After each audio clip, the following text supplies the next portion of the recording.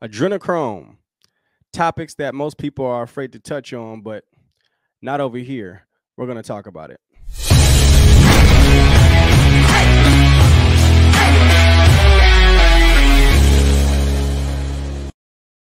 Adrenochrome, you guys. Blood from children. Okay. Actually, let's read it. An immortality serum obtained from the adrenal gland of living children after they have been terrorized to get the highest levels of adrenaline. It has LSD-like qualities and is used in satanic rituals by monarchies, politicians, congressmen, celebrities, CEOs, and the elite. I'm pretty sure a lot of you have heard of it a couple years ago. I dug into that rabbit hole a couple years ago. And it's interesting because a lot of people will jump on it and then just it kind of fades away. But it doesn't need to fade away because it's still happening. So we don't need to let things fade away. We need to continue shedding light on it. We're not going to go too deep on it, but I do just want to shed light on the whole children sacrifice thing is the biggest thing that needs to be talked about right now. There are millions of children that go missing a year, yet that's not being blown up all over the media. Why is that? Because the media is evil. The media is fake. The media is false propaganda. It's evil. And it's interesting because they'll put things right in your face. They'll tell you what they do right in your face. It's that evil. When I first heard of the adrenochrome thing, and how it's about, terrorizing children, and what it brought to my head, like a cartoon for kids, Monsters Inc. You guys, they put it right in front of your face. Well, Monsters Inc. People, isn't that crazy? Have you seen this cartoon before? Do you know what they do in this cartoon? Guys, they go into these doors and they terrify children. And whichever monster scares the child the most wins, gets the most points. Right in front of your face. They put it right in front of your face with a cartoon for children. It's crazy because when people first started talking about it, people will say things like it's a conspiracy theory. It's just all kind of conspiracy theorists out here. But what do? When they want you to get involved with something, they feed you it in increments, in movies. They start talking about it in different places. What is one of the places? How about the news? I found a news channel talking about this, you guys. Look at this. New treatment that may hold promise, but at a price. It does appear to reverse the aging process. Dr. Jesse Karmazin is talking about transfusions with the young blood from teenagers, and he says it just may turn back the hands of time. That blood is going to patients over 35 as part of a clinical trial called Ambrosia, where subjects paid $8,000 to get the rich growth factors found in the platelets in blood's plasma. There's pretty much people from most states, people from overseas, from Europe and Australia. There have not been any published results, but the intriguing concept still found its way into pop culture. It's my transfusion associate.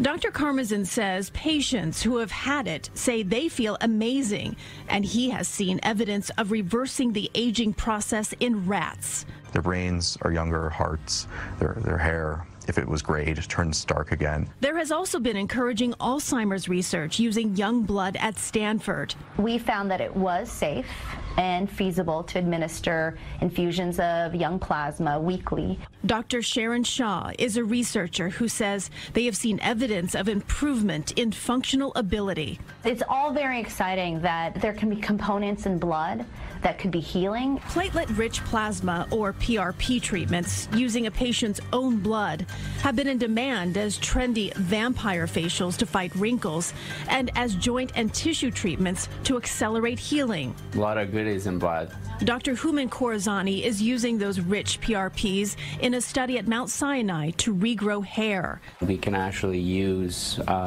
your own blood to stimulate the body. The study is ongoing.